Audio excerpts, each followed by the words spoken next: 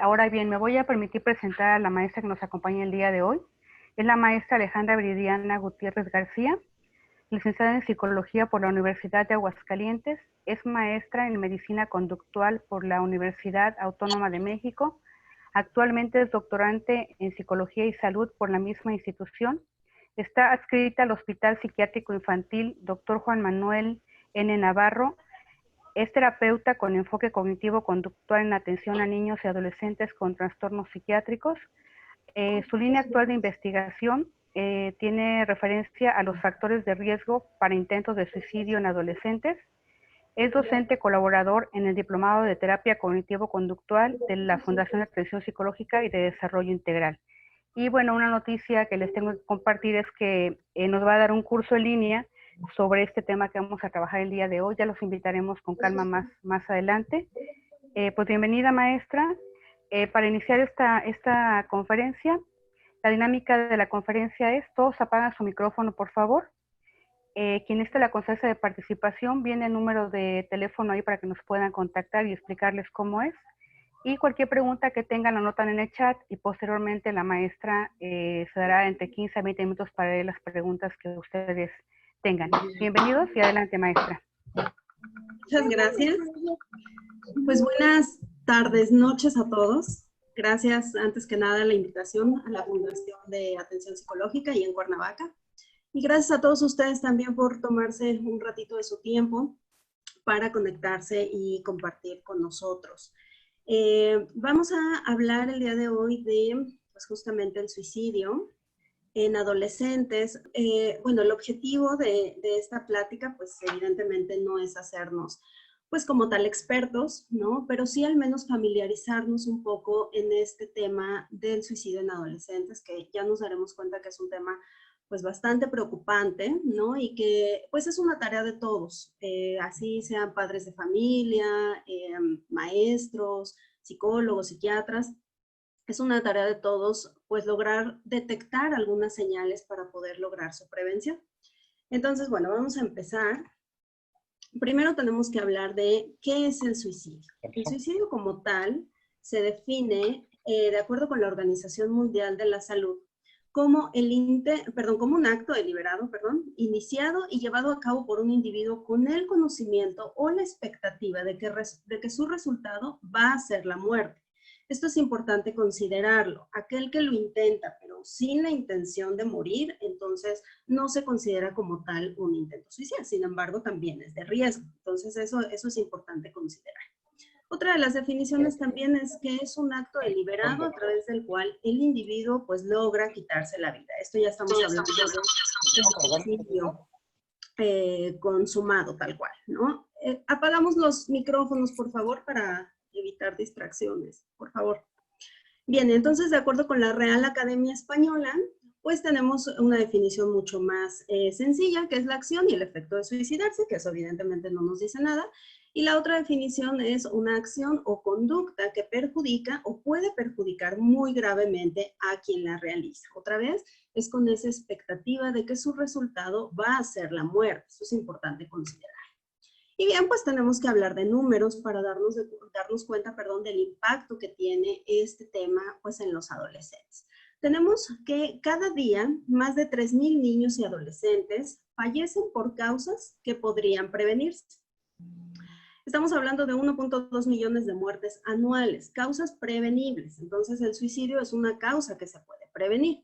De manera más específica, 90,000 niños y adolescentes pues son víctimas del suicidio y más de 4 millones intentan suicidarse. Entonces, eso nos habla también pues de las cifras reales y de la importancia que tenemos de actuar para poder prevenir pues el suicidio en los adolescentes.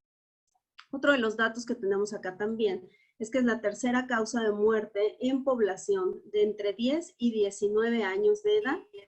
Y es el segundo lugar en la población de 15 a 29 años. Entonces, esto nos hace centrar nuestra atención en aquellos adolescentes y adultos jóvenes, porque son quienes más logran suicidarse. Entonces, pues aquí es importante considerar, nada surge de la nada. Entonces, bueno, el que un adolescente se suicide quiere decir que previo en su historia o en su, pues, en su vida de la niñez, pues ya tenía o ya iba generando datos que están provocando que a esta edad logren, pues, quitarse la vida. Pero bueno, es el grupo de edad más vulnerable. Los datos curiosos, es importante considerar qué pasa en México. La tasa de mortalidad en México, de acuerdo con la comparación entre 1970 y 2007, ya un poco viejos los datos, pues incrementó en un 275%. Y entre el 2000 y el 2016 incrementó un 84.8%. Pareciera que va disminuyendo, pero en realidad ya vemos buenas cifras y sí son datos alarmantes. Entonces, pues es importante considerar también esta importancia. ¿Qué pasa en población general? En población general, de acuerdo con la OMS, nos dice que hay una muerte cada 40 segundos. Entonces, pues ahorita ya calcúlenle cuántas muertes llevamos, ¿no? Sucede más en hombres que en mujeres, a diferencia de lo que se cree. Los hombres tienden más al suicidio, como tal, consumado, y las mujeres tendemos más al intento, esto porque estamos asociadas más bien a trastornos de tipo afectivo y los hombres están asociados más bien a trastornos de tipo conductual. Y entonces, en ese sentido, pues los hombres logran quitarse la vida a diferencia de las mujeres solamente lo intentan. Los métodos con los cuales los adolescentes o las personas, perdón, se suicidan, pues es a través de plaguicidas, ahorcamiento y uso de armas de fuego. Estas son las tres principales medidas que toman para lograr quitarse la vida. Bien, ¿qué pasa a nivel nacional? Bueno, pues aquí les puse una gráfica de cómo está la frecuencia de los suicidios, pues por grupo de edad. Y entonces acá tenemos que de los 10 a los 14 años, pues hay 228 suicidios, y luego de 15 a 29 pues ya incrementa, eso ya lo veíamos hace ratito, ¿no? Con 774 suicidios, y luego de 20 a 24, 1035, se pareciera que este grupo de edad de adultos jóvenes son quienes más se suicidan, y a partir de ahí pues ya empieza a disminuir la gráfica hasta pues los adultos mayores de 85 años y más, pues ya 54 muertes, ¿no? Entonces, esto nos hace nuevamente dirigir la atención en aquellos adolescentes y adultos jóvenes, pero nuevamente aquí lo importante es considerar qué ocurre antes en la vida del individuo para que, llegando a la adolescencia o a la adultez joven, logre quitarse la vida. Entonces, la prevención ocurriría en etapas tempranas o en etapas previas. Bien, la perspectiva del suicidio, tenemos dos modelos que es importante revisar. Que no únicamente el individuo que intenta suicidarse pues salta hacia el intento suicida, sino que vienen datos previos que es importante considerar para poder prevenir. Entonces, primero tenemos la ideación suicida. La ideación suicida quiere decir pues todas esas ideas, todos esos pensamientos que me hacen considerar a la muerte como una opción para solucionar los problemas. Y entonces pues esto solamente se queda a nivel de pensamiento, a nivel cognitivo. Después viene lo que se llama la amenaza suicida. La amenaza suicida como tal es una amenaza que el individuo realiza con la finalidad de modificar el entorno. Entonces, generalmente lo hacen con fines a lo mejor manipulativos, en donde a partir de un arranque de enojo, el adolescente dice, pues si no se hace lo que yo digo, pues me voy a matar. Pero eso ya es un riesgo. Ojo, el hecho de que solo esté amenazando no quiere decir que no lo vaya a hacer. Y eso pues no nos podemos arriesgar a averiguarlo, entonces eso ya también constituye un riesgo o algo de importancia. Entonces la amenaza suicida tiene que ver también con el intento de manipular el entorno o lograr una modificación. Y si logra esta modificación, pues entonces es más probable que se prevenga. Luego tenemos por acá también el plan suicida. El plan suicida ya tiene que ver con una estructuración de pasos que el individuo realiza para lograr ese objetivo que tiene en mente. Y entonces ya empieza a pensar cuándo lo va a hacer, en qué momento lo va a realizar, a través de qué métodos lo va a hacer, por ejemplo, el consumo de tabletas o medicamentos, o a lo mejor a través del ahorcamiento. Y entonces investiga aquellos métodos que lo van a hacer lograr tal cual quitarse la vida. Pero solamente está también a un nivel cognitivo, a un nivel de pensamiento, el plan suicida. La serie de acciones que lo van a aproximar a la muerte. La tentativa suicida, esto tiene que ver más bien con pues una idea de tratar de morir, pero a través de métodos que no van a generar un daño a la vida o en este caso pues no va a generar la muerte. Por ejemplo, no sé, a lo mejor tomarse 2 pastillas de paracetamol. Eso evidentemente pues no va a hacer que alguien se quite la vida. Pero si la intención era morir, pues sí es importante considerarlo, ¿no? En este sentido, la tentativa suicida tiene que ver con la inexperiencia de aquel que lo realiza para pues lograr el objetivo, pero no lo logra precisamente porque los métodos son no letales. El suicidio frustrado como tal, que es el siguiente, ya tiene el individuo una intención tal cual de morir y usa diferentes métodos, pero por alguna razón no logra su objetivo. Entonces, por eso es frustrado, porque a lo mejor se tomó, no sé, 15 tabletas, pero no eran la cantidad suficiente para poder morir, y entonces no lo logró, pero su intención o su convicción sí era morir. Entonces, también es algo que tenemos que considerar como un dato de riesgo. Y por último, pues ya el suicidio, que es como tal consumado, en donde ya se logra la muerte, que evidentemente nosotros tenemos que enfocarnos en aquellos pasos previos para poder evitar llegar al suicidio como tal. Entonces, desde la ideación suicida, cuando el paciente ya reporta como tal ¿cómo se dice? Ay, perdón, me distraje. Ya.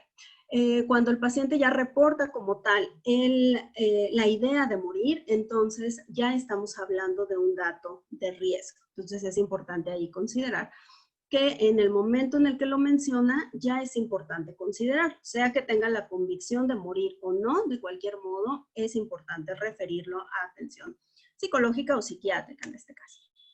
Otro de los modelos también que nos hablan de cómo se explica el suicidio es, primero que nada, la fantasía. La fantasía es una idea errónea de cómo voy a morir. Por ejemplo, no sé, voy a morir dormido. Y esto generalmente lo vemos en pacientes que tienen alguna discapacidad intelectual, en donde según su perspectiva, pues a lo mejor durmiendo es como van a morir, pero pues su capacidad intelectual no está generando una idea realista de cómo morir. Sin embargo, de acuerdo con esta perspectiva de él mismo, pues es importante considerarlo. Simplemente se queda en una fantasía, pero de igual modo, pues es de riesgo. La siguiente como tal, pues ya es la ideación suicida, en donde ya hay una idea como tal de que la muerte es una opción para poder solucionar los problemas. El intento como tal, que ya lo veíamos hace rato, ya es tal cual realizar la acción para morir. Y tenemos aquí un extra que se llama gesto suicida. El gesto suicida tiene que ver con, yo ya tenía las pastillas en la mano para tomármelas y de pronto llegó mi mamá y me mandó a la tortillería y entonces ya no lo pude hacer. Sin embargo, tenía la intención de lograrlo. Entonces, a lo mejor en ese momento no lo logré, pero posteriormente lo voy a intentar. Entonces, también los gestos suicidas, pues es importante que los consideremos. Entonces, esto como profesionales de la salud nos habla de cómo vamos a valorar el riesgo. El primer criterio para poder valorar el riesgo es la letalidad del intento suicida, es decir, la amenaza médica real hacia la vida. En una ocasión, una paciente en el hospital en donde trabajo me comentó, bueno, lo que yo hice fue atarme una bufanda y posteriormente la até a la cama o a la cama y después me estiré para ver si así moría. Pues evidentemente eso no la iba a hacer morir. Entonces la letalidad es muy baja, la letalidad de su procedimiento para poder lograr la muerte es una letalidad muy baja. Sin embargo, la intención, pues sí era morir. Y la otra es tal cual la severidad. Esto ya habla de la intencionalidad del acto. Entonces la pregunta que tenemos que realizar con ellos y con los adolescentes es, ¿cuál era tu intención al realizar esta acción?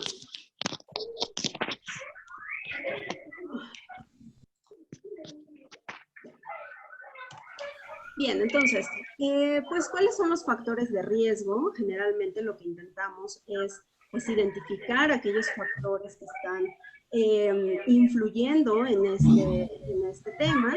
Y pues la mala noticia es que es un tema tan complejo que todavía seguimos en estudio, todavía no tenemos determinantes que nos permitan identificar cuáles son cuáles son los factores más importantes para poder prevenir el suicidio. En realidad todavía no sabemos, pero sí hay cierta tendencia a saber cuáles son estos factores. Sin embargo, todavía no es algo determinante. Como tal, pues vamos a ver cuáles son aquellos factores que tienen mayor peso en el fenómeno del intento suicida. Entonces tenemos, de acuerdo con la revisión de la literatura, que el episodio depresivo grave o los trastornos afectivos son aquellos que tienen mayor peso para poder explicar un intento suicida. Sin embargo, sabemos que no todos los pacientes que tienen un episodio depresivo logran suicidarse. Entonces, esa es una variante que tenemos que considerar también a profundidad. No todos los depresivos intentan suicidarse. Entonces, ¿qué es lo que diferencia a unos y a otros para poder lograr el intento suicida? Entonces, sí es una variable que tiene un peso importante, pero no lo explica como tal. Y sabemos también que la depresión se acompaña de ansiedad, entonces como tal, pues también la ansiedad es un factor importante para el intento suicida. La ideación suicida, pues sí, ya sabíamos, es el previo, es el pre para poder lograr un intento suicida y entonces pues también es importante considerarlo. En el momento en el que alguien reporte o refiera que tiene ganas de morir o que está pensando en la muerte, ya es de riesgo. Entonces es importante referirlo. Bien, otra de las características también que tenemos son más bien los problemas de conducta o la impulsividad. Ya decíamos que los hombres logran el suicidio como tal, a diferencia de las mujeres. Y los hombres se asocian más a problemas de conducta, aquellos que son más agresivos, aquellos que cuando se enojan explotan y entonces avientan cosas y todo esto por el estilo, pues justamente tiene una mayor carga, ¿sí? Para poder explicar el intento suicida. Entonces, aquellos problemas de conducta y la impulsividad, pues también es un factor importante. Hablamos también de experiencias adversas en la infancia y entre ellas, pues el abuso sexual. Las experiencias adversas en la infancia, pues son aquellos factores o aquellas situaciones que han generado una amenaza para la integridad del individuo. Entonces, el abuso sexual, el maltrato, los golpes, todo eso, por ejemplo, la trata de blancas también es importante. Pero en psicología sabemos que aquello que nos ocurre no es lo que está generando, pues, el intento como tal, no es lo que nos genera la forma de actuar, sino la forma en cómo estamos procesando. Entonces, si bien esto es importante considerar, no es tal cual un factor que explique el intento suicida, porque a lo mejor 2 personas pudieron ser maltratadas, una de ellas sí intenta suicidarse y la otra no. Entonces, ¿qué es lo que diferencia a unos y a otros de lograr el intento suicida? Entonces, si se fijan, de cualquier modo, ninguna nos está dando pues en el clavo tal cual. La desesperanza también es esta percepción que tengo de que el futuro es incierto, de que el futuro va a ser negativo y entonces pues no va a cambiar, pese a mis esfuerzos, esto no va a cambiar, todo es negro y entonces pues eso me está generando una idea de indefensión, que es no puedo hacer nada para solucionar los problemas y entonces pues mejor me duermo, mejor intento morir. Este también es un factor importante. También otro de los factores pues, son los trastornos mentales, principalmente los trastornos de personalidad, aquellas personas que son más arrebatadas, aquellas personas que son justo más agresivas, inestables emocionalmente, también tienen pues una tendencia al intento suicida. Nuevamente tampoco nos explica por qué o qué es lo que sucede dentro del individuo para poder lograr el intento suicida.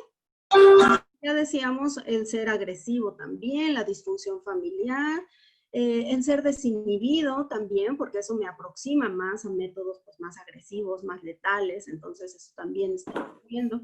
Y hablamos también de un locus de control externo. El locus de control externo tiene que ver con que las cosas están fuera de mi control.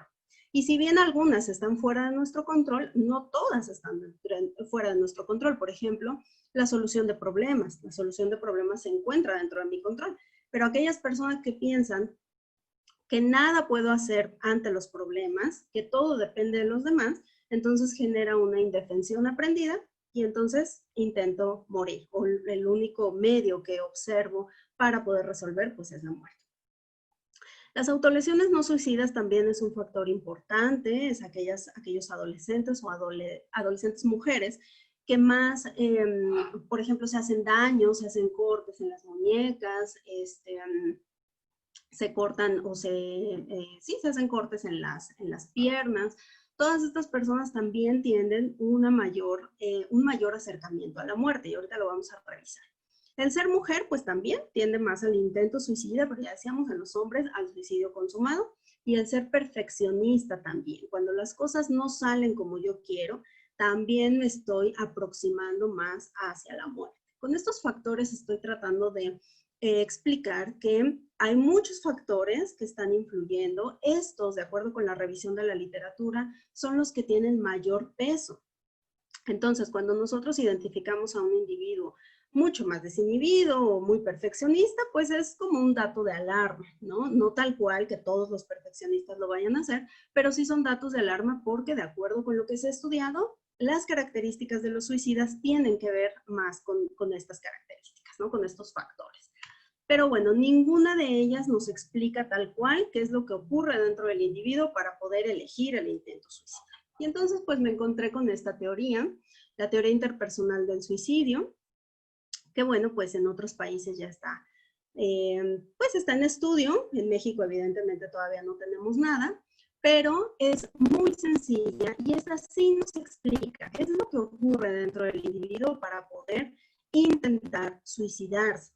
Y también nos responde el porqué por qué se explica el salto de la ideación suicida hacia el intento suicida. No todos los que idean suicidarse lo intentan. Entonces, ¿qué es lo que ocurre para que haya este salto? Y ahorita lo vamos a revisar.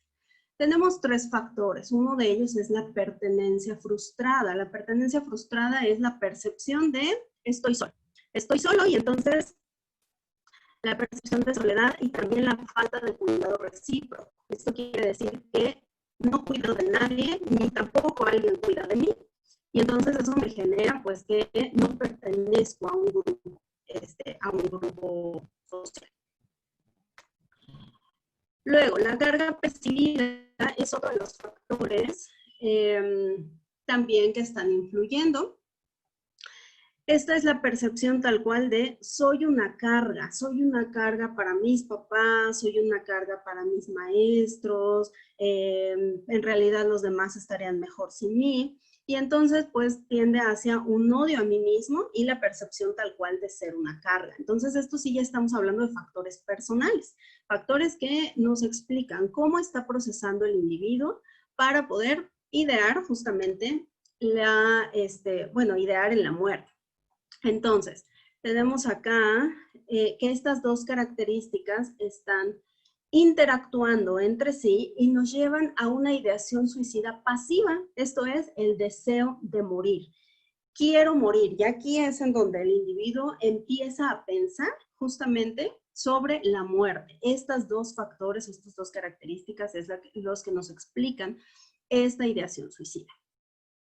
Tenemos un tercer factor que es lo que se llama la capacidad adquirida. Puedo hacerlo. Seguramente, pues en muchos de nosotros ha atravesado por nuestra mente como ¿qué pasaría si me muero? O ¿qué pasaría si logro matarme? ¿No?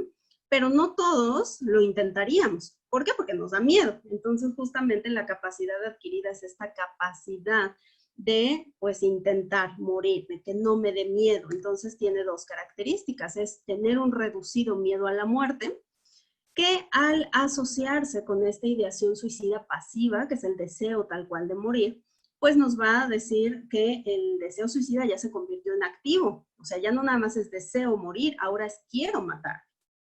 Y esto nos explica entonces tal cual un intento suicida.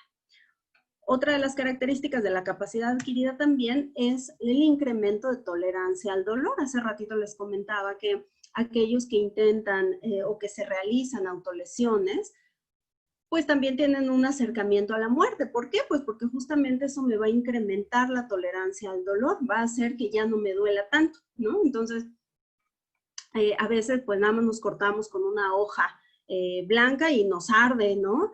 Pero hay quienes se cortan, no les pasa nada, se cortan más fuerte, no pasa nada, porque justamente hay un incremento a la tolerancia al dolor. Entonces también es importante considerar este factor. Y esto nos va a explicar la letalidad del intento suicida. La letalidad es, dijimos, que tanto hay una amenaza real a la vida.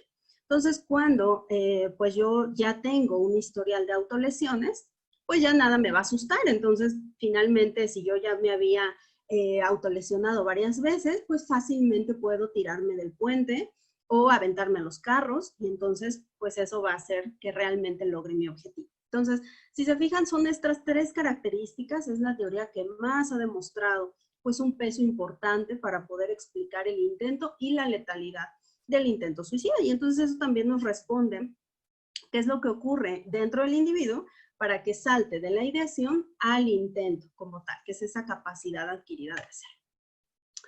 Bien, entonces sabemos dentro de psicología que lo que perturba al ser humano, pues no es lo que nos pasa. Por eso lo que les decía hace rato, de que, bueno, muchos a lo mejor hemos tenido pues un ambiente social no tan funcional, o a lo mejor hemos sido víctimas de maltrato o algo por el estilo. No es tal cual eso lo que me va a generar una perturbación emocional, sino la opinión o el procesamiento que estoy haciendo de ese evento. Entonces, tengo un evento como tal, yo lo observo y a partir de eso surgen ciertos pensamientos, positivos o negativos, y eso me va a explicar cómo me siento. Eso es un modelo que tenemos ya muy aprendido en psicología.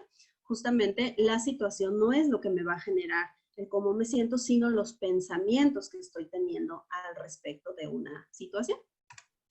Y entonces eso nos lleva a entender un poco mejor cuáles son los pensamientos que hay dentro de un individuo suicida. Y es precisamente un pensamiento: estoy solo, soy una carga, nadie cuida de mí, no me gusto a mí mismo, y eso ya nos está hablando de factores de riesgo. Tienen que ver con el estado depresivo, sí, pero dijimos no es lo único que nos lo va a explicar.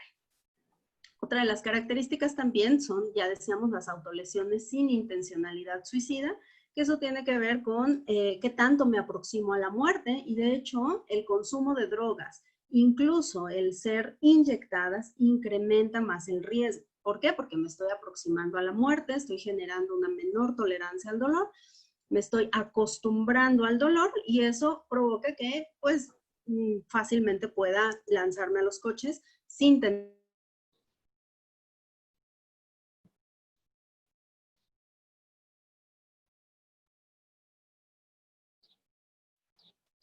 también pues los eventos provocativos y dolorosos en el pasado, por ejemplo, ¿no? Para que después pues fácilmente pueda pensar en el suicidio, ¿no? Entonces, bueno, eso es importante considerar precisamente para lograr un mayor entendimiento. Y bien, bueno, pues ¿cuáles son las estrategias de acción que tenemos que revisar? Pues justamente primero tenemos que identificar los datos de alarma, que son aquellos que acabamos de comentar. Lo que está dentro del individuo es lo que más nos interesa. Entonces, el cómo se siente, el cómo procesa la información, qué es lo que se dice a sí mismo, esto es importante para poder identificar y poder referir en el momento oportuno. Otra de las estrategias de acción es el envío sí o sí a atención médica. Un suicida no sale solo con psicoterapia. A veces, pues todavía tenemos ciertos tabús en relación a la psiquiatría, todavía como que no nos convence tanto eso de tomar medicamentos, y como que pues mejor buscamos otras opciones, pero en realidad un suicida por el riesgo no va a salir solo con psicoterapia, y es importante referirlo. De hecho, la primera línea de acción es a través de los medicamentos, porque los medicamentos van a generar un mejor control de impulsos, una mejor, pues el mejor control de impulsos, y entonces eso va a generar que el psicoterapeuta pueda incidir dentro del procesamiento del individuo. Entonces, sí o sí necesitan una atención médica. ¿Requiere de tratamiento farmacológico? Sí, todos tienen todos necesitan medicamento y pues esto es importante considerarlo porque pues no todos estamos como tan familiarizados con la atención psiquiátrica y entonces como que no nos gusta mucho, pero sí es importante para poder atender este tipo de pacientes. Y en caso de haberlo intentado, se sugiere el internamiento hospitalario para contención, para lograr que no lo haga de ninguna forma. Entonces es importante el internamiento. También he escuchado como papás que dicen por ahí como de no, es que el internamiento no, porque pues pobre de mi hija o pobre de mi hijo, no quiero, y entonces no están tan de acuerdo. Pero es la única forma que tenemos de contener el intento suicida, de que el individuo no lo haga, porque si ya lo intentó una vez y fue un suicidio frustrado, pues justamente esto va a generar que posteriormente lo intente nuevamente realizar, porque no se salió con la suya al inicio y entonces lo va a intentar en muy poco tiempo. Entonces, por eso se requiere el internamiento hospitalario. Nuestra labor como individuos, tal cual, no tal cual como psicoterapeutas, sino como individuos, pues es identificar estos datos de alarma y lograr referir o sugerir o persuadir incluso al individuo de lograr recibir atención médica, atención psicológica también, para que pueda ser una mejor forma de contener y una mejor manera de manejar esta situación. Entonces, pues nuestra labor como individuos dentro de la sociedad es lograr persuadir al otro de que vaya a atención psiquiátrica. Y eso todos lo podemos hacer. No es necesario que seamos psicoterapeutas para lograrlo. Y ya con eso, una vez tenido o una vez llevado el paciente a atención, ya el profesional se va a encargar. Entonces, pues es importante considerar. Bien, ¿qué podemos hacer entonces como estrategias de apoyo? Primero que nada es la escucha activa. A veces tendemos, pues sí, a juzgar, ¿no? Eso es parte como del ser humano en realidad. Nuestros pensamientos nos hacen que cuando escuchamos a alguien, pues inmediatamente tendemos a dar los consejos, a hacerlo sentir bien. Pero a veces los consejos sobran, entonces lo más importante aquí es saber escuchar al otro, saberlo escuchar sin juzgarlo, simplemente es entender la perspectiva que el otro tiene para poder sentirse de esa manera, porque no todos tenemos, digamos, como el mismo mapa que nos está guiando en esta realidad, todos tenemos un mapa diferente. Y entonces el escucharlo nos hace entender su perspectiva desde la empatía, desde el ser más empático. Y eso nos va a ayudar a evitar juzgarlo. Y la escucha como tal, pues va a ayudar al individuo a sentirse mejor. En sí, la escucha va a ayudar a sentirse mejor, a sentirse comprendido. Y entonces eso va a, pues, de cierta manera va a generar que no haya tanto riesgo en él. Pero pues, de cualquier modo, ya decíamos, tenemos que mandarlo a algún lado. Pero estos son algunos puntos que podemos ir haciendo desde nuestro quehacer. Ya les decía, a veces los consejos sobran, no es necesario persuadir al otro de que se sienta mejor, de que te tienes que sentir bien, tienes que estar feliz, no es necesario, simplemente con escucharlo va a ser suficiente. Y también entender que el otro tiene derecho a sentirse triste, tiene derecho a percibirse como una carga, tiene derecho a percibirse que no pertenece en un grupo, y el escucharlo y comprenderlo, bueno, pues va a generar ciertas acciones también de mejora. La normalización y validación emocionales tienen que ver con entender que todas las emociones son normales en los individuos. Entonces ya les decía, todos tenemos derecho a sentirnos tristes, todos tenemos derecho a sentirnos enojados. Y cuando nosotros enviamos ese mensaje al otro, el otro se siente menos juzgado y menos atacado, porque generalmente cuando nos dice, oye, pues es que fíjate que me sentí triste por tal cosa, inmediatamente sacamos de, ay, estás exagerando, no, eso que yo me he sentido peor en otras ocasiones, y entonces eso minimiza al individuo, genera defensas, y entonces pues dice, no, pues nadie me comprende, y entonces pienso en la muerte, ¿no? Entonces justamente el mandar este mensaje de que todas las emociones son normales va a disminuir las defensas del individuo y va a ser más tolerante con su mismo estado emocional. La validación se refiere a está permitido sentirte de esta manera. Todos tenemos derecho a sentirnos de la manera en como queramos sentirnos, todos tenemos derecho a tirar la toalla si en algún momento así lo queremos. Y el que el otro nos diga es normal, está permitido que lo hagas, va a disminuir la exigencia. Y eso va a provocar que el individuo se vuelva más tolerante con su estado emocional y lo entienda como una normalidad, lo entienda como algo pasajero, y eso va a generar precisamente que cuando disminuya la emoción, logre ver otras opciones de solución de problemas y no solo la muerte. Bien, y bueno, ya en terapia como tal, ¿qué es lo que hacemos nosotros? Pues bueno, es la terapia dialéctico-conductual, es la que más se acerca, la que mejor evidencia tiene para poder tratar justamente este tipo de pacientes. Y pues bueno, es una terapia muy larga porque pues a diferencia de la terapia cognitivo-conductual, que son 10 sesiones y ya está dado de alta el paciente, pues en realidad en esta terapia es mucho más larga, necesita más sesiones y necesita también monitoreo telefónico. Pero bueno, algunos de los objetivos de esta terapia es entrenar al paciente en habilidades de eficacia interpersonal. Generalmente estos pacientes, ya hablábamos de los problemas de conducta, ¿verdad? Que son como más arrebatados, son más agresivos, tienden a ser intolerantes con el otro y consigo mismo. Entonces, justamente las habilidades de eficacia interpersonal van a hacer que el individuo logre tener esas habilidades o esas herramientas para poder interactuar con el otro de una manera más apropiada. ¿Cómo? Pues a lo mejor a través de la empatía, a través de la escucha con el otro, a través de la solución de problemas, la búsqueda de acuerdos. Entonces, nuestro objetivo, ya tal cual como terapeutas que estamos atendiendo a un paciente suicida, es entrenarlo en estas habilidades de interacción. Solución de problemas, empatía, negociación, ¿no? Algo por el estilo, eso nos va a ayudar bastante a tratar. Otra de las características que también tenemos que identificar es justamente la observación de estados emocionales. Eso lo vamos a dirigir al paciente a que logre observar su estado emocional. Generalmente estos pacientes saltan de la situación a la acción. En realidad ellos no identifican qué es lo que hay en medio, que dijimos que es el procesamiento individual, que lo va a hacer actuar de determinada manera. Ellos no lo identifican y saltan de la situación hacia la acción. Ya cuando ellos se dan cuenta es, yo ya estoy intentando matarme, ¿no? Yo ya tenía la navaja aquí en el cuello y ni siquiera me di cuenta que era lo que estaba ocurriendo.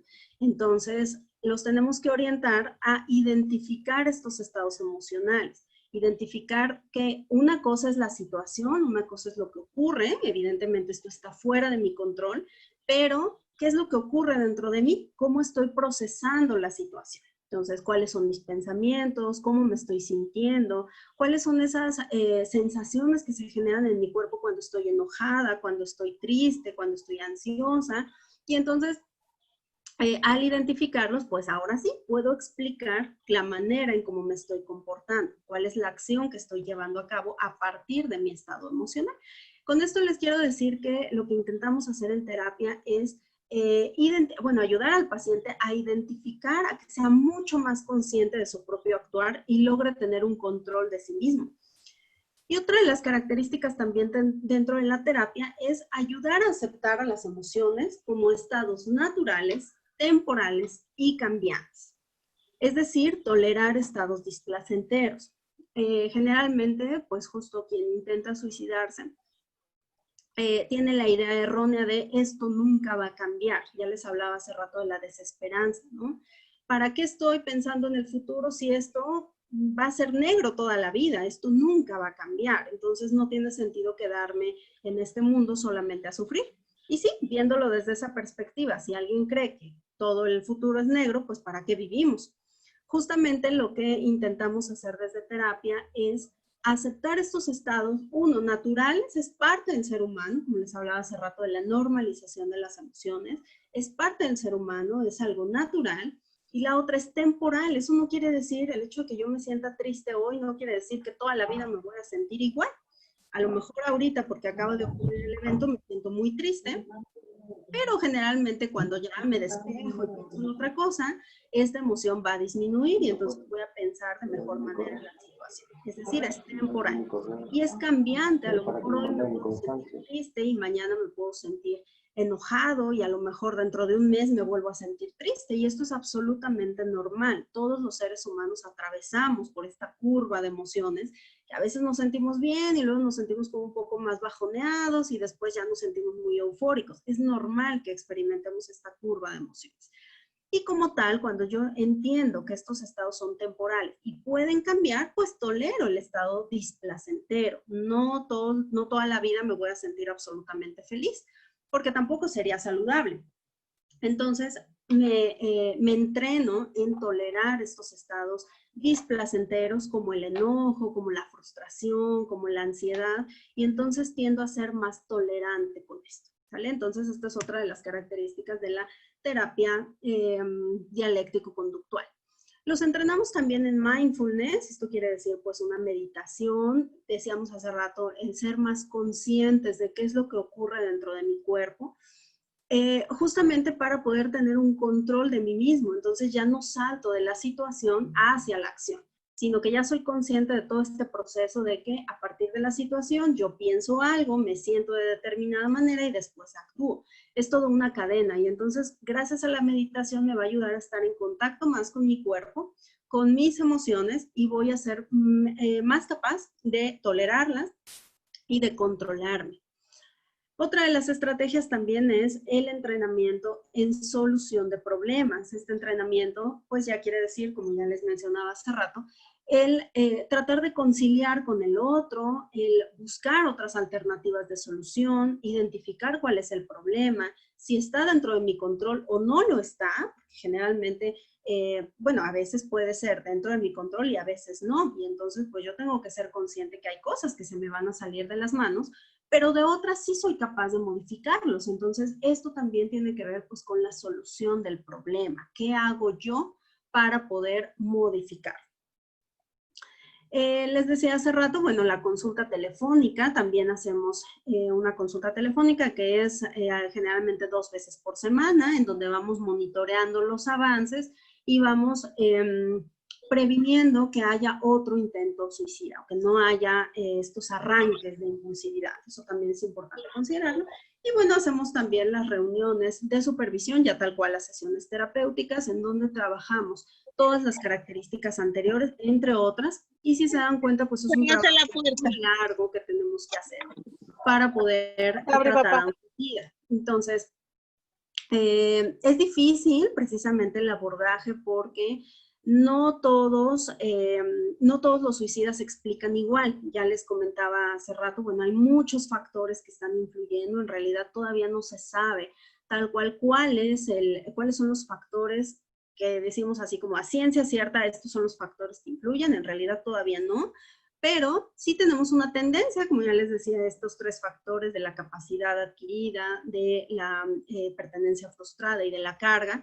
Esto está explicando de una mejor manera a aquellos que intentan suicidarse. Entonces, lo más importante es que nos orientemos en todas esas características para poder hacer un tratamiento efectivo. Y bueno, el objetivo de esta plática pues era justamente que ustedes identifiquen o logren identificar cuáles son esas señales de alarma para posteriormente persuadir al otro de recibir atención psicológica o psiquiátrica. Ya con eso es una gran ayuda. Incluso en las intervenciones en la escuela, lo que se hace es justamente capacitar a los compañeros en estas señales de alarma, que son como guardianes, se les llama guardianes, para que puedan identificar las señales y puedan referir al maestro o al director o a la mamá o a quien sea para que pueda recibir atención psiquiátrica y psicológica. Entonces, esto es tarea de todos. Todos podemos identificar estas señales para poder lograr pues una mejor prevención del suicidio en adolescentes. Eso sería todo por mi parte. No sé si tengan alguna duda o comentario que podamos todavía, y creo que tiempo, según yo, para poder resolver preguntas. Maestra, aquí tienen una pregunta. ¿Se la puedo hacer? Sí, claro. Ileana Enríquez dice, tengo una alumna que comenta, ya son 2 veces que intento quitarme la vida. Siento que no voy a terminar el mes con vida. Al hablar con la madre comenta, si ya lo ha hecho sin importancia, como que normaliza la situación, mientras al profesor ya lo espantó, ¿qué sugiere? Al profesor ya lo espanto. Pues necesariamente tiene que ser atendida. O sea, aunque ya lo haya intentado y a lo mejor no haya sido de gran letalidad o de gran severidad, de cualquier modo tenemos que atenderla. Eso generalmente lo que se sugiere es que sea dentro del primer mes de que ocurra la primera vez, ¿no? Entonces, pues ya, yo creo que ya tiene que ser atendida precisamente para que haya un manejo hospitalario, farmacológico y que haya una mejor contención.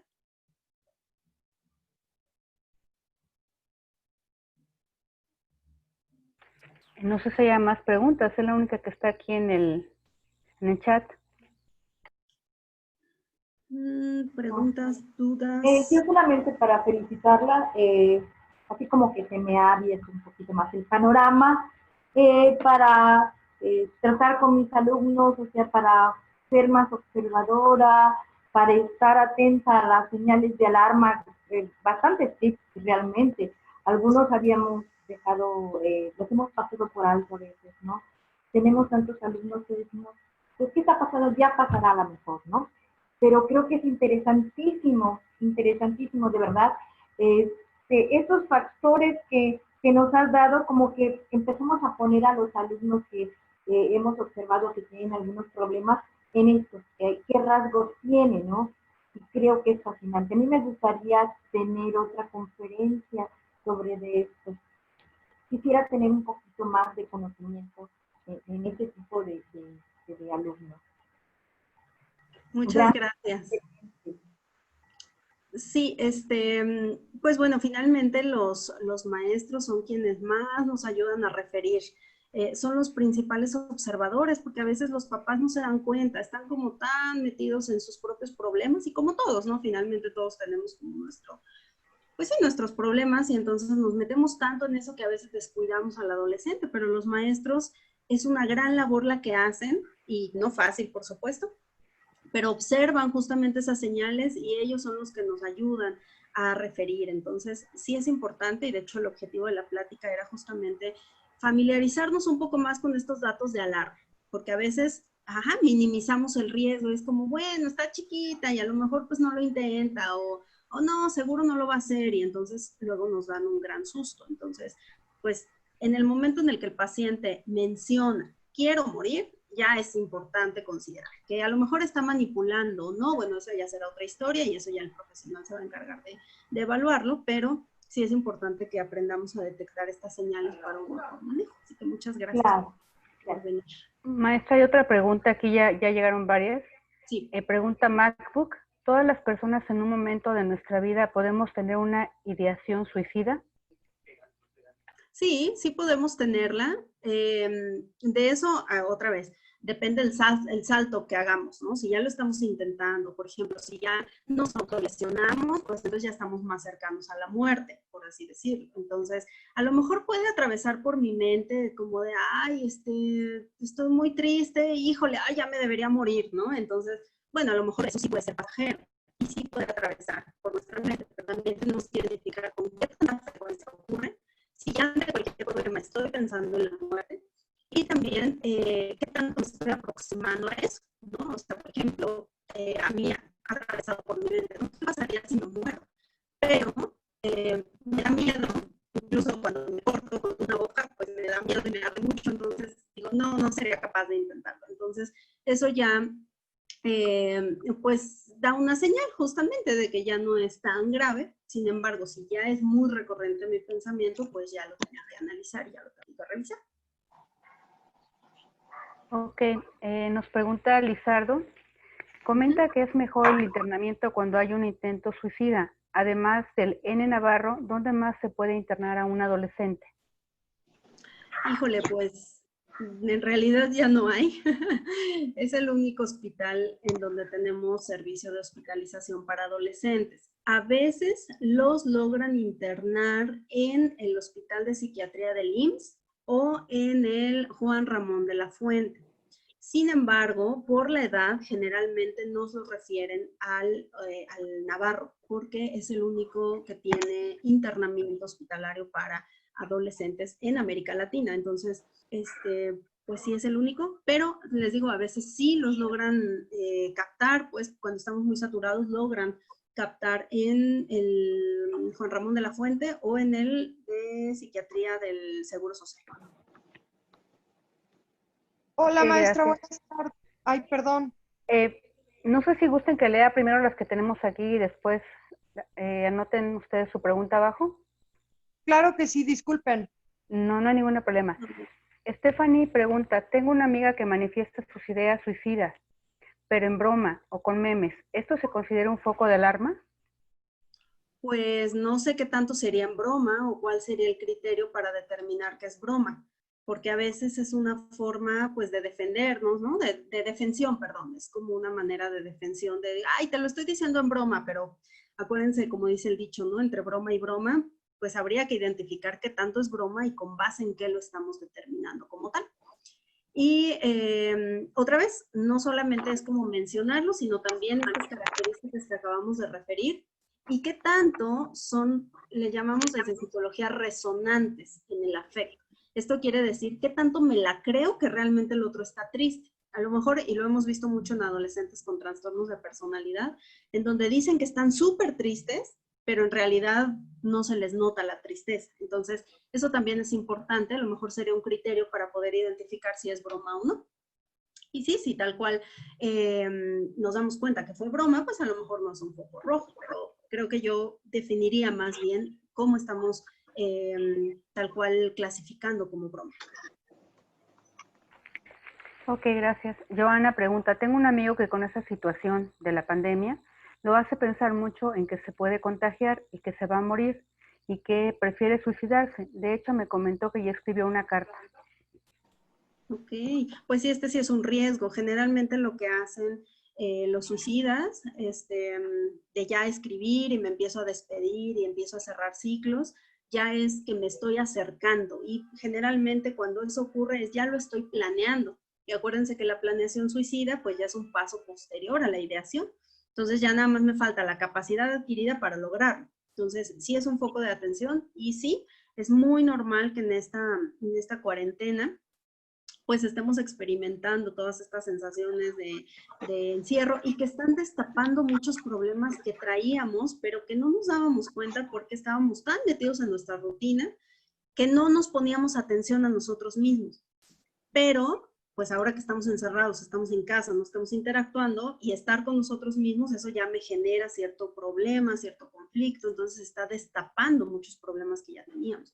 Entonces es probable que no sea como tal la cuarentena lo que está provocando esta ideación suicida, sino problemas previos. Y habría que revisarlo también.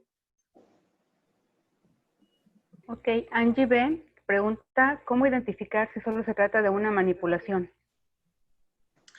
Son muchos factores. Uno de ellos yo pensaría que es la letalidad. Como les decía esta paciente que a mí me comentó, ¿no? Bueno, lo que hice fue como amarrarme una bufanda a la cama y entonces me estiré y bueno, pues esa ya es una manipulación. En realidad con eso pues, no se iba a morir. Y la paciente no tenía discapacidad intelectual, era muy lista. Entonces ahí me puedo dar cuenta que estaba manipulando. Pero como lo intentó, ya es un riesgo. Entonces, la manipulación ya se verá posterior a la atención. Pero en el momento de identificar estos factores, no me voy a encargar de saber si es manipulación o no, porque me puedo estar equivocando y entonces a lo mejor sí era en serio y lo intenta. Entonces, el saber si es manipulación o no, eso ya se va a encargar tal cual el profesional que lo atiende. Para el profesional que lo atiende, uno de los criterios es saber realmente la letalidad, la severidad, cuál era la intención y qué tan resonante es esto de estas características en el afecto, que tal cual yo la veo triste, tal cual la veo desesperanzada, tal cual la veo con indefensión aprendida, ahí ya me puedo dar cuenta que sí va en serio.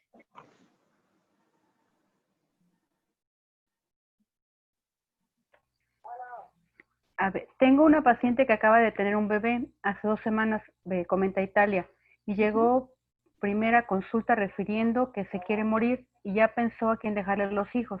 Ya no regresó y me acaba de pedir otra sesión por videollamada. ¿Qué me recomienda, psicóloga? Pues hay que atenderla.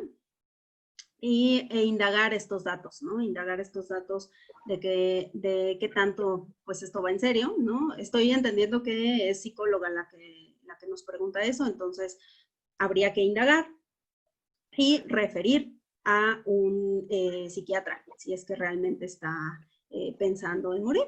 Generalmente también lo que ocurre con pacientes que acaban de dar a luz es esta depresión postparto. Entonces también habría que identificar si va por ahí el asunto o ya tenía problemáticas desde antes y entonces eso nos habla de un riesgo y en ese sentido pues también habría que referir. Raquel Medina pregunta, ¿qué pasa cuando se junta una tendencia suicida con las drogas? Una tendencia suicida con las drogas. Las drogas en sí nos hacen aproximarnos a la muerte, porque justamente lo que les hablaba es de un reducido miedo a la muerte, una falta de autocuidado y entonces una poca tolerancia al dolor. Entonces, eso es un factor importante para poder vivir, pero no entiendo del todo la pregunta. Yo supongo que sí es un factor importante. Pregunta Acer, ¿qué tratamiento se le da a una persona que se corta o cómo abordar el tema con esa persona sin que se ponga en riesgo? Habría que ver qué es lo que hay detrás de los cortes o de las autolesiones. Nuevamente, las autolesiones son un factor suicida, es un factor de riesgo. Entonces, es importante tratarlas. ¿Cómo? La teoría explica que las autolesiones tienen que ver con una intolerancia al estado displacentero o a las emociones displacenteras, justamente. Entonces, una paciente que se corta no tolera estar enojada y entonces cree que se le va a quedar de por vida este enojo y entonces para quitar esta emoción pues me corto porque de esa manera me permite sentirme mejor. Entonces en ese sentido con estas pacientes lo que hay que hacer es entrenarlas nuevamente en el proceso de aceptación emocional, tolerancia a la emoción, conciencia de mis emociones, conciencia de mi cuerpo, para poder identificar otras estrategias de manejo y de autocontrol y de ese modo pues no aproximarnos a la muerte.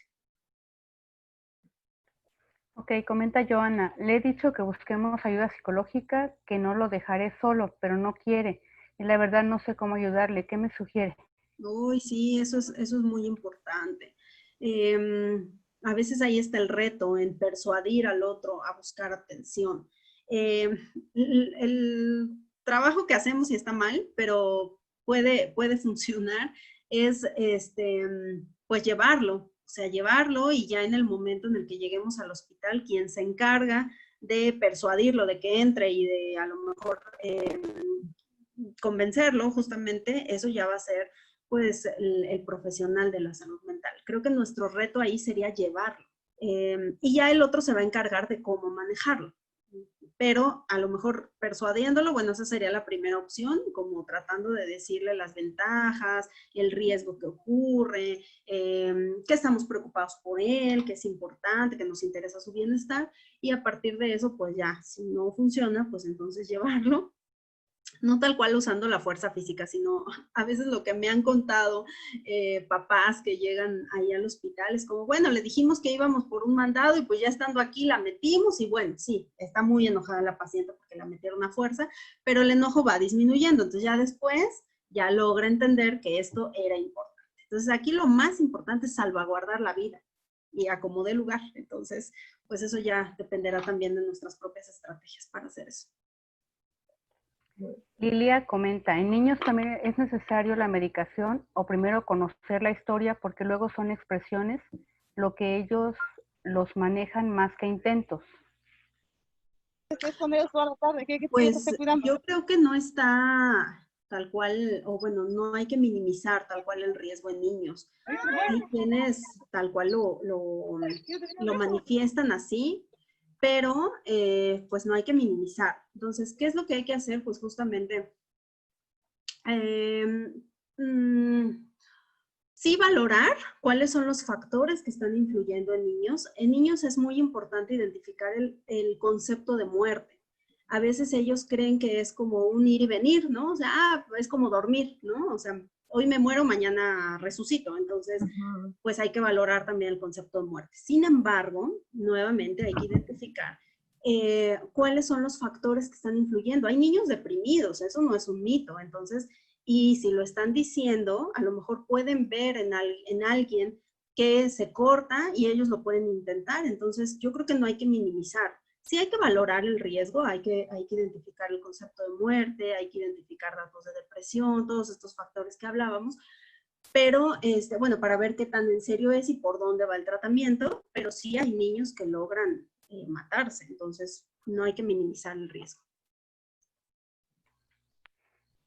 Preguntan que si hay alguna prueba para medir la desesperanza. Sí, sí hay pruebas. Justo hace ratito las estaba investigando. Es uno que es Inventario de Riesgo Suicida en Adolescentes. Se llama IRIS, tal cual. Creo que lo vende Manual Moderno, no estoy segura, pero es un factor, justamente, bueno, uno de los factores que evalúa es la desesperanza. Entonces también, pues es importante considerarlo. Esa puede ser una opción. Carolina pregunta, ¿qué hacer cuando un adolescente se niega a recibir ayuda psicológica y tiene todas estas señales de alarma suicida? Y la voy a juntar con la otra pregunta. ¿Cómo prevenir a los adolescentes o qué sugiere para tratarlo en casa en este periodo de contingencia? Ya que en este periodo los maestros no están en contacto con... Bueno, sí, de esa última pregunta lo más importante es como la observación que hagan los papás, ¿no? La primera pregunta ya se me olvidó. Otra vez, por favor. Ajá. A ver, perdón, es que se me apagó el micrófono. ¿Qué hacer cuando un adolescente se niega a recibir ayuda psicológica y tiene todas las señales de alarma suicida?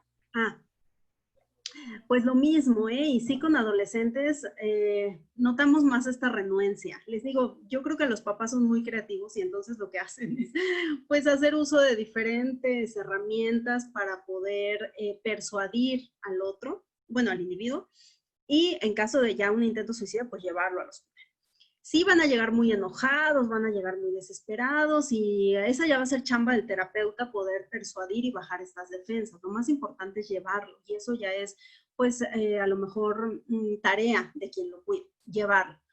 La tarea del terapeuta o de quien lo atiende ya es bajar las defensas, que se disminuya el enojo, llegar con esta idea de que, bueno, no estoy en tu contra, al contrario, quiero ayudarte, estoy aquí para escucharte, para no juzgarte, a mí también me ha pasado, entonces esta autoapertura ayuda bastante con adolescentes, entonces es importante ahí pues ir identificando estas situaciones, puede ser una buena forma de abordar, de que van a ir enojados, van a ir enojados, eso es un hecho.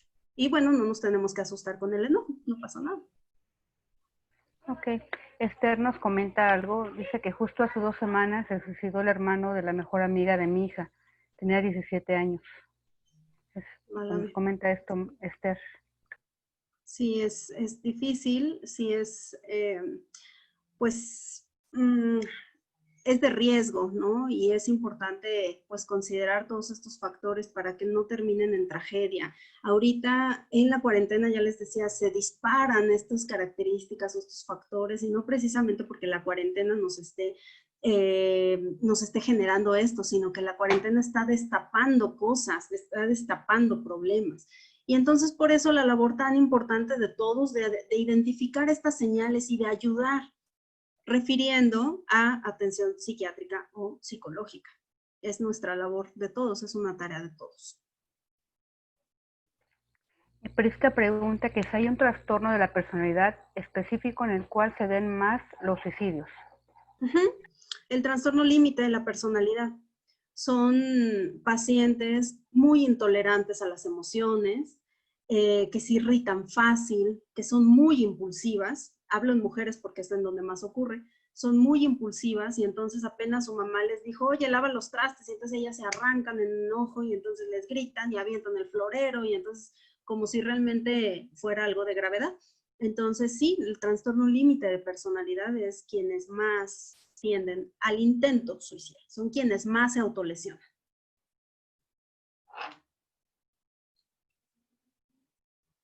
¿Qué hacer para que los padres acepten que su hija tiene intentos suicidas y busque la ayuda de un psicólogo o psiquiatra? ¿Qué hacer para, pues finalmente es darles la información? Creo que con esta información que acabamos de identificar, pues justo podemos tener más herramientas para no solamente darlo desde una opinión propia, sino desde algún sustento teórico que me está llevando a pensar que esta adolescente o paciente o lo que sea está en riesgo. Entonces es importante ahí pues a lo mejor conseguir folletos o algo por el estilo de estos factores para que puedan, bueno, los papás puedan concientizarse un poco más de la problemática. Y finalmente, pues también nosotros tenemos que entender que, bueno, a veces las cosas se salen de nuestras manos y por mucho que trabajemos con los papás, a veces ellos están renuentes precisamente por los tabús, por los mitos que hay en relación a la atención psiquiátrica y psicológica. Y bueno, eso ya tampoco está en nuestras manos, pero sí a lo mejor tratar de persuadir desde pues nuestro quehacer, dar folletos, informar y bueno, ya la decisión está en el otro. Lili comenta, muchas gracias por su aportación. Atendí a un adolescente que se cortaba las muñecas a escondidas porque estaba sufriendo abuso sexual por parte del padre y la que se dio cuenta fue la abuela, quien se preocupó. Lo primero que me dijo, que por favor nadie lo supiera y decía que lo que buscaba era morir porque ya no soportaba el dolor. Sí, ahí previo a cualquier atención psicológica tenemos que hablar con el adolescente, en este caso, y decirle, lo que aquí tú y yo comentemos se va a quedar aquí, pero si yo noto que hay alguna situación que te pone en riesgo y que creo que es importante que tus papás lo sepan, voy a tener que decirle. Previo te lo voy a comentar a ti para que tú sepas que pues tenemos que hablar de eso. Entonces ahí la sugerencia es decirle esto y la otra es, bueno, tú habla con ellos y si tú no has hablado con ellos, yo lo voy a tener que hacer en tu presencia. O sea, también que no se observe que es como un complot, ¿no? Sino que esta paciente hable con ellos y si no, pues nosotros lo vamos a tener que hacer. Sí lo tenemos que hablar, eso es un hecho, eso no lo podemos guardar en secreto. Pero por eso es que previamente a cualquier intervención o cualquier atención tenemos que decirle al paciente que si hay un elemento de riesgo, tenemos que romper el silencio. Yo creo que esta respuesta que da Galaxy Tab es a la pregunta a lo mejor de algún lugar para internamiento de adolescentes. Dice en los SECOSAM. No, ahí hay atención clínica, no hay internamiento, pero puede ser una buena opción para atención ambulatoria, no es internamiento como tal. Ok, Evelyn comenta, ¿qué pasa cuando el adolescente aparte tiene anorexia? Acuérdense que hablábamos que los factores son variados, entonces pues una paciente anoréxica también se está aproximando a la muerte precisamente porque no hay autocuidado, entonces deja de comer, no se cuida a sí misma y entonces eso está generando precisamente pues esta idea de muerte. Entonces, si se fijan, lo que es importante considerar son estos factores, los tres que comentábamos, la carga, la pertenencia y la capacidad adquirida. Estos tres son los indicadores más fuertes que tenemos que identificar y eso es, sea una paciente anoréxica, sea una paciente deprimida, sea una paciente con trastorno límite, estos tres son la constante. Entonces aquí yo me iría más por esos, o evaluar cómo están esos tres factores antes que la anorexia, aunque también la tengo que tratar, obviamente. Stephanie pregunta, ¿el estrés o las crisis, en este caso derivadas por cuestiones de encierro por la pandemia, pueden desencadenar este tipo de ideaciones suicidas? Sí puede generar, pero otra vez, destapa. No todos los que estamos encerrados ya pensamos en la muerte, sino que hay quienes tienen mucha más tolerancia, están bien consigo mismos y entonces es mucho más llevadera la cuarentena. A diferencia de otros en donde nunca se han soportado y entonces estar encerrado y estar conmigo mismo, eso ya me genera esta tensión y entonces me estreso de más y pienso en la muerte, pero la cuarentena no es tal cual lo que me está generando, sino más bien el problema que tengo de no estoy bien conmigo mismo. Y eso es lo que hay que revisar. María Díaz, una pregunta, ¿cómo determinar si la persona que se corta no lo hace por idea suicida y es por llamar la atención? Es decir, que solo quiere llamar la atención y no por idea suicida. Puede ser que ocurra, sí puede ser que ocurra, pero eso a los papás no les toca determinar. Eso, como tal, es un riesgo y como tal se le tiene que llevar atención psicológica y psiquiátrica en caso de que sea necesario. Ya el terapeuta como tal o el psicólogo ya es quien va a determinar si en realidad es por una llamada de atención, que más bien sería manipulación, o es un intento suicida. Entonces sí son diferentes abordajes, porque uno tiene que ver pues justo con el tratar de modificar el ambiente, y entonces aquí lo que hay que hacer es dar herramientas mucho más adaptativas para modificar este ambiente. Y en el otro pues ya tal cual, formular estrategias de autocontrol para evitar que intente suicidarse. Pero esto no les toca determinarlo a los papás, les toca determinarlo a quien lo atiende. Angie pregunta, ¿hay alguna tendencia de qué tipo de temperamento tiene el perfil suicida? ¿Una persona introvertida o depresiva versus una colérica? Esa es su pregunta. Sí, el tipo de temperamento influye, pero más bien ya hablaríamos de carácter, ya en adolescentes ya hablaríamos de carácter. Y hablábamos justo de las personas más desinhibidas, ¿no? Las personas desinhibidas pueden tender hacia el suicidio, o por el contrario, las personas más ansiosas, las perfeccionistas, las que dudan de todo, las que nunca es suficiente, esto también influye en el intento suicida, ¿no? En la ideación. Pero ya hablaríamos de carácter e incluso hablaríamos de estilo de personalidad. Yo tengo una amiga que manifiesta la idea de suicidarse y además se corta. ¿Cómo ayudarla y cómo puedo ayudarla sin que la ponga en riesgo?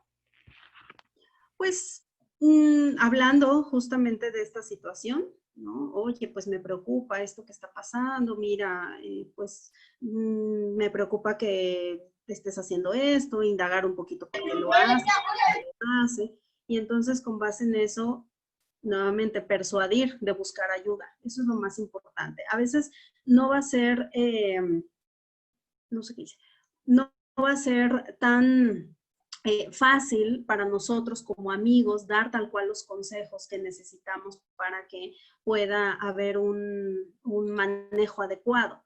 Entonces, lo importante es persuadir de buscar ayuda. Eso es nuestra tarea tal cual, persuadirla, abordar el tema sin temor, porque a veces nos genera como pues sí, este miedo de, híjole, si le hablo de la muerte le voy a dar la idea. En realidad no, en realidad lo que estoy haciendo es agarrar el problema, hablarlo, desmenuzarlo y ver las posibilidades o las oportunidades de solución. Entonces es hablarlo tal cual sin mayor secreto, porque eso también genera pues cierto tabú.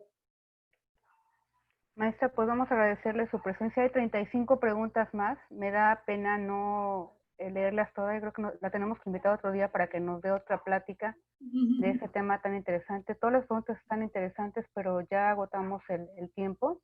Okay. Si gustan, manden sus preguntas a fapti@hotmail.com y con calma hacemos llegar a la maestra para que nos apoye en esta respuesta. Agradecemos su presencia, maestra. Buenas noches a todos y gracias. Muchas gracias a todos por su atención y cualquier cosa estoy al pendiente del correo. Buenas noches. Gracias, buenas noches.